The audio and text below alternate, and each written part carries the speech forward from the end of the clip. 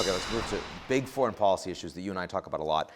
Start with 10 years ago. Actually, it was 11 at this point. I remember a debate that you had with Barack Obama, where you said that Russia was the biggest national security threat to the United States. And Obama almost mocked that response.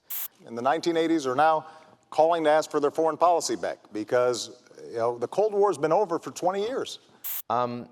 Do you feel like maybe he should be rethinking that these days? Well, my comment was that Russia was the biggest geopolitical adversary. No question about it. Every initiative that we had at the UN, they would block.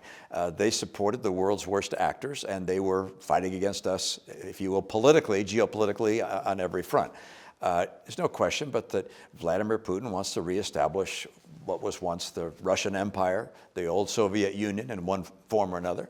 And that he would be belligerent in doing so and malevolent in doing so, and he has been. I think there was a recognition, even in the Obama administration at that time, that I was right, but in politics, you're looking for, wedges. Did Obama ever come back to you privately and like, yeah, I was a little too tough on that? No, we haven't had that conversation. Never? We haven't had that conversation. Well, there's still time. Yeah, exactly. There's still time. Exactly.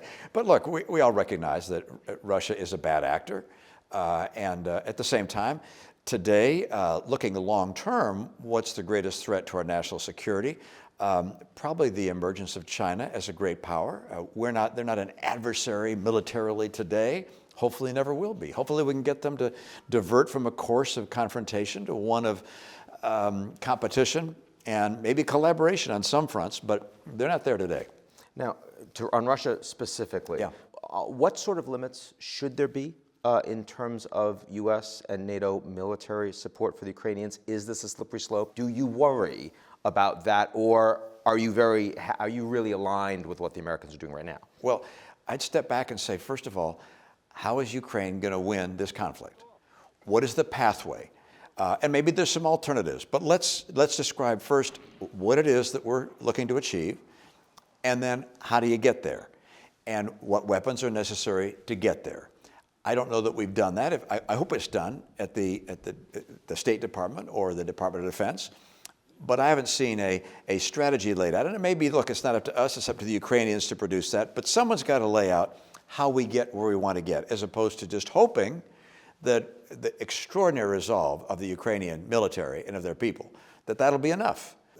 I understand the Ukrainians' position, hey, give us everything. We want everything. But they're in an extraordinarily disadvantaged position right now because Russia attacks them, sends in missiles, takes out infrastructure, and they can't attack back. That's a difficult, it'd be like in a boxing match with someone and saying, okay, you can slug as hard as you want, and I'm just going to defend. It's like kind of hard to win that match. Now, the Ukrainians are being invited into the European Union. There is no plan to integrate them into NATO at this point. Do you think, given what we've experienced over the last year, that position should be changed? I think we're a long way from considering whether Ukraine would be part of NATO. We hope it can remain an independent country, a sovereign country, and kick Russia out. So let's accomplish that first. But even if we were able to be successful in doing that, if putting Ukraine into NATO were to cause another conflict and massive loss of life, I don't know that it would be worth it.